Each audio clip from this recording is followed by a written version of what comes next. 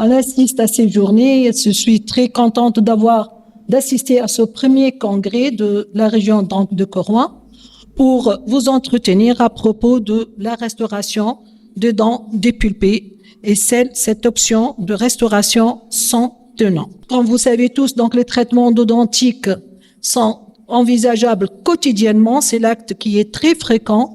Après ce traitement endodontique, on doit passer immédiatement à la restauration de cette dent dépulpée.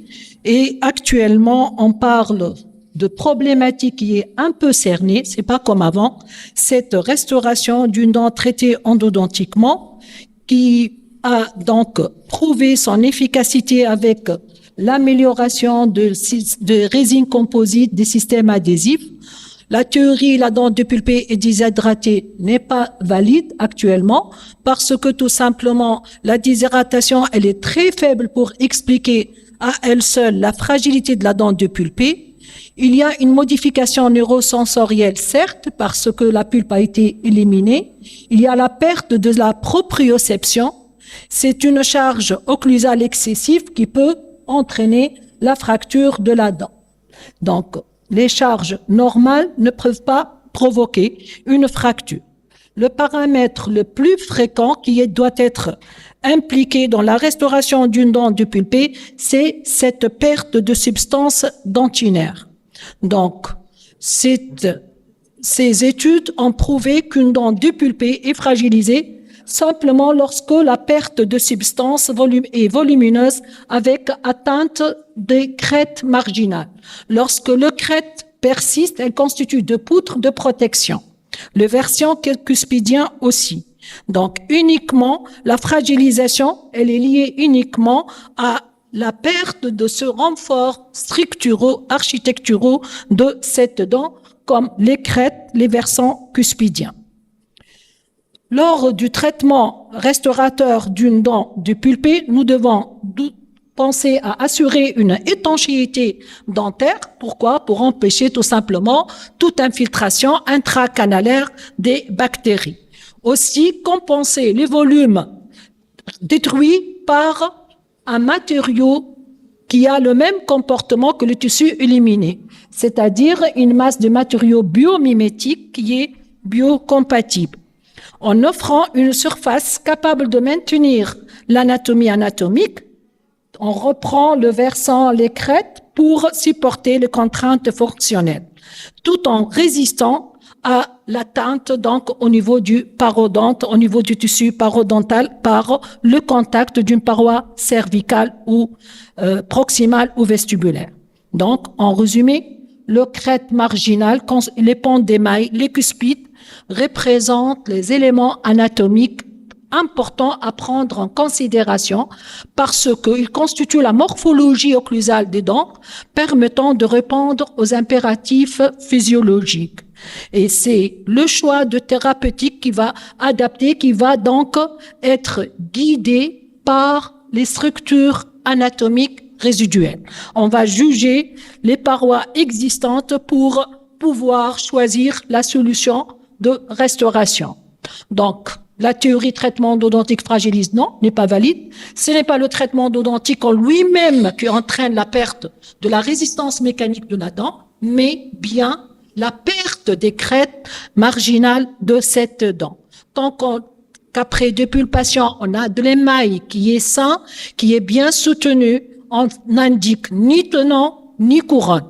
Alors, donc, la solution s'inscrit dans ce gradient thérapeutique de la dentostérie contemporaine où on préconise l'emploi de ces matériaux qui collent à la dent. On commence par le composite en technique directe avec l'emploi de substituts dentinaires tout en évoluant lorsque le versant cuspidien sont détruits. On va évoluer vers l'inlay, l'overlay, l'endocouronne, par la suite, donc la restauration coronoradiculaire pour arriver par la suite à la restauration coronoradiculaire coulée.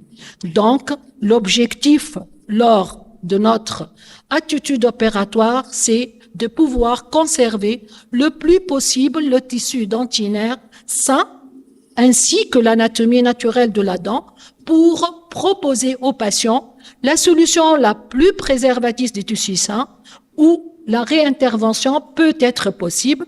En cas d'échec, on évolue vers le gradient thérapeutique. J'ai indiqué aujourd'hui une technique sandwich. Après des années, il y a eu une récidive, une reprise de la lésion carieuse, j'évolue vers le tenant fibré. Donc, je n'indique pas une solution mutilante au début.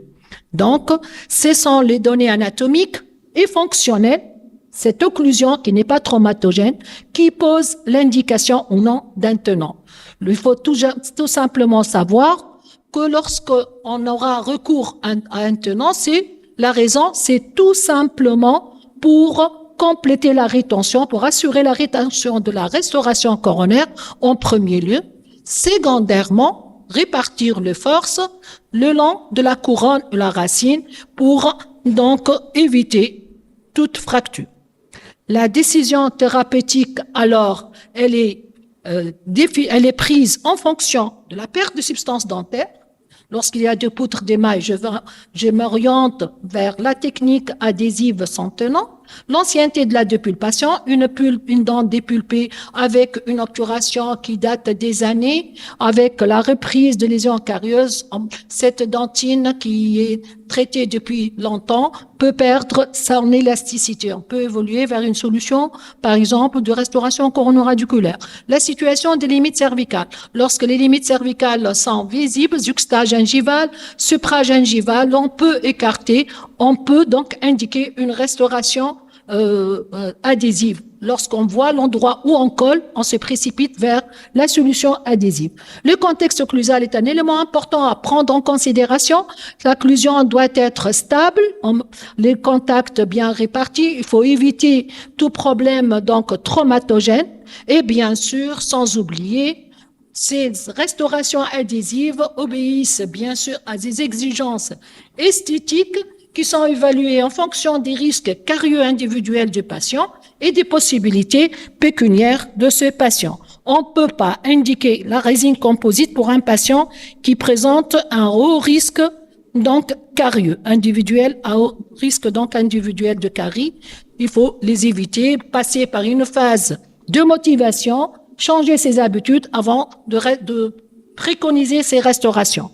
Donc, on va focaliser notre présentation aux restaurations techniques directes, c'est-à-dire s'adressant à la restauration des dents dépulpées présentant des cavités de petite taille, donc de petite taille à taille moyenne, lorsqu'on est en présence d'une lésion au stade 2 ou 3.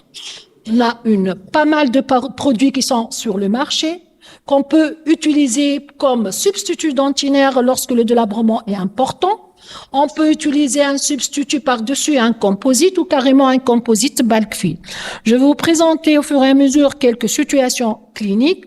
L'essentiel pour les restaurations adhésives, il ne faut pas oublier que ces restaurations doivent être effectuées à l'abri de la salive en posant un champ opératoire qui est étanche et on doit voir l'endroit où on colle. La paroi cervicale doit être visible, cette limite cervicale. On nettoie, on élimine tout ce qui existe jusqu'aux entrées canalaires. On utilise un système de coffrage efficace pour la restitution du point de contact. Ce sont des limites cervicales supra- ou juxtagingivales pour optimiser le collage.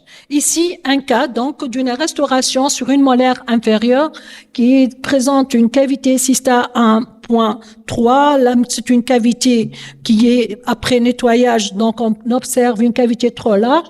On sait que l'obturation canalaire au service, on effectue les obturations canalaires au ciment biocéramique, c'est principalement les bioroutes qui est utilisé. Les entrées canalaires donc sont scellées avec par la suite, avec du composite fluide, on a opté pour l'emploi d'un substitut dentinaire qui est le composite fluide. J'ouvre une petite parenthèse, le composite fluide, il peut être utilisé sur une épaisseur de 1,5 mm, pas plus.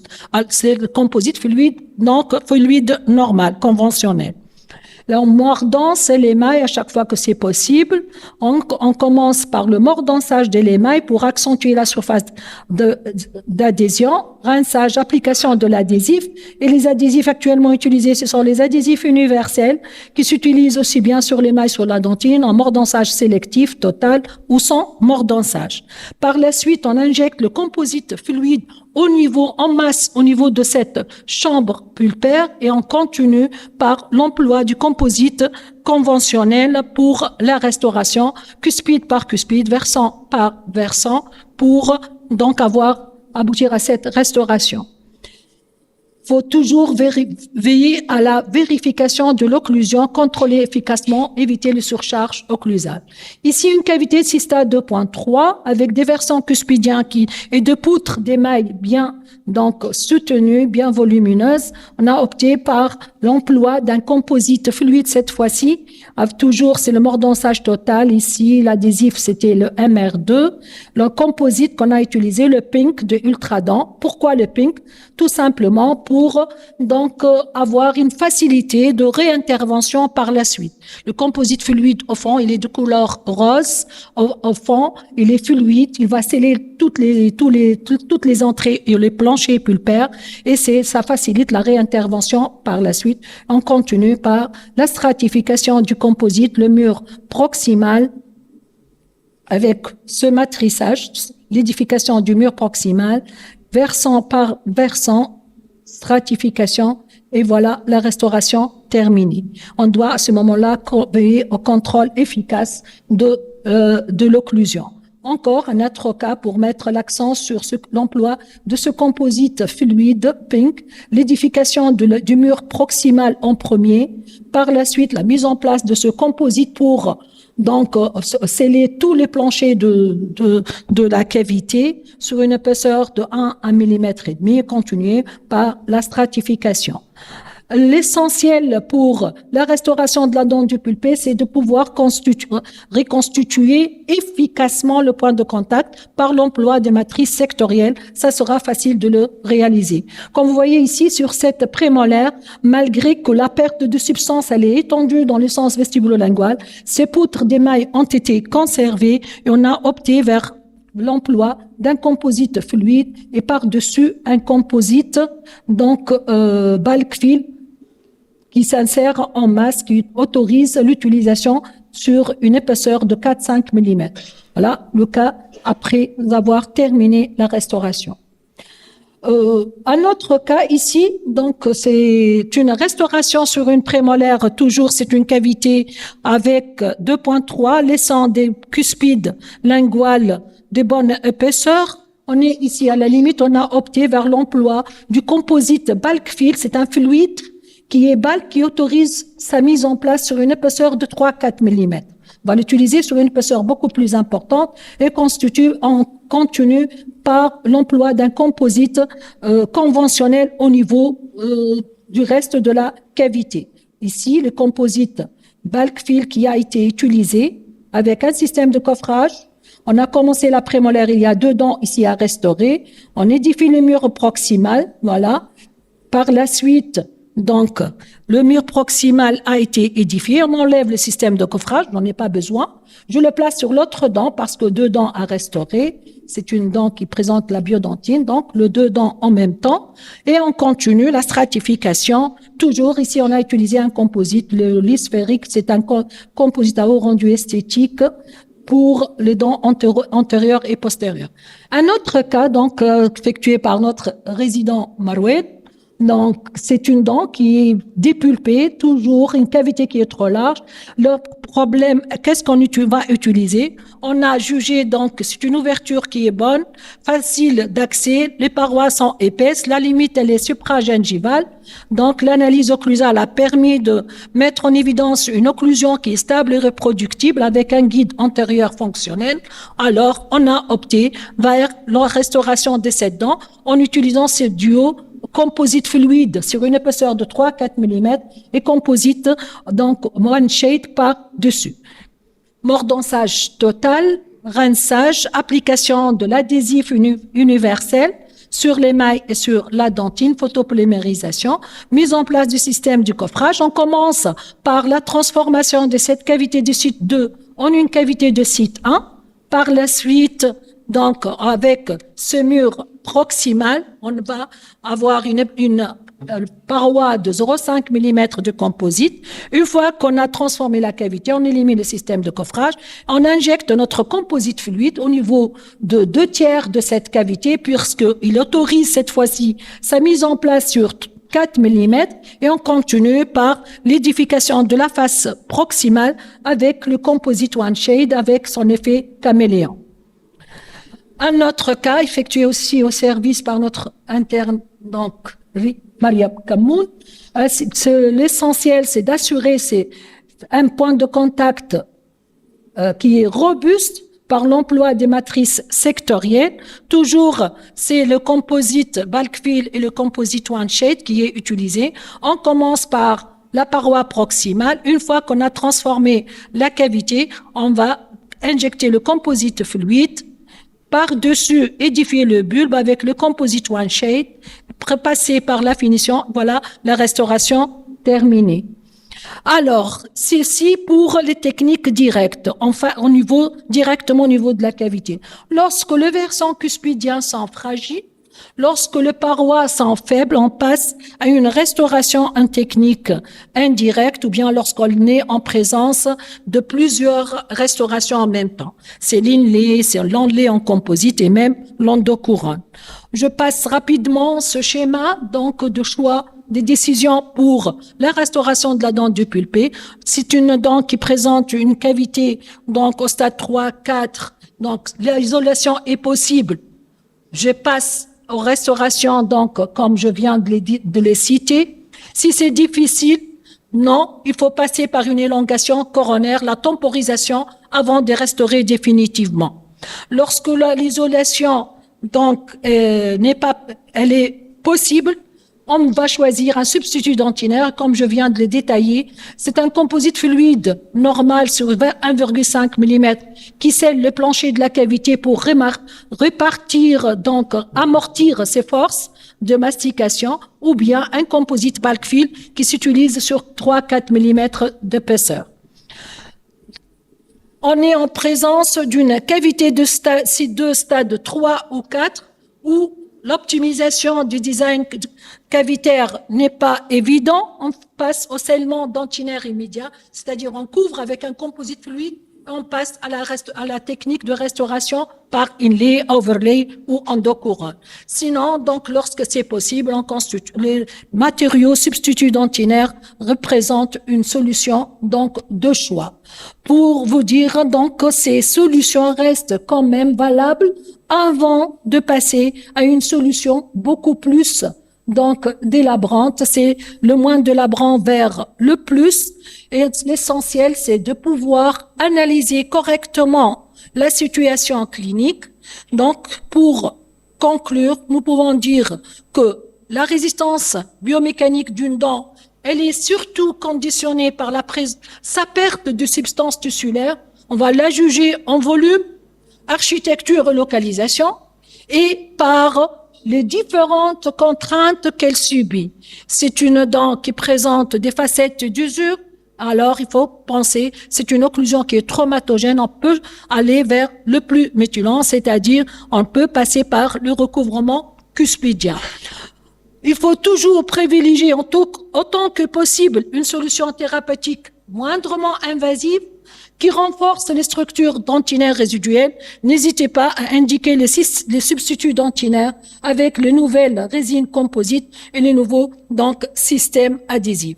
En résumé, c'est l'analyse de tous les paramètres et la mise en place de la balance bénéfices et risques qui peut donc aboutir à poser l'indication, et c'est toujours donc une solution. Ces restaurations adhésives restent une solution de choix lorsque l'indication est bien posée.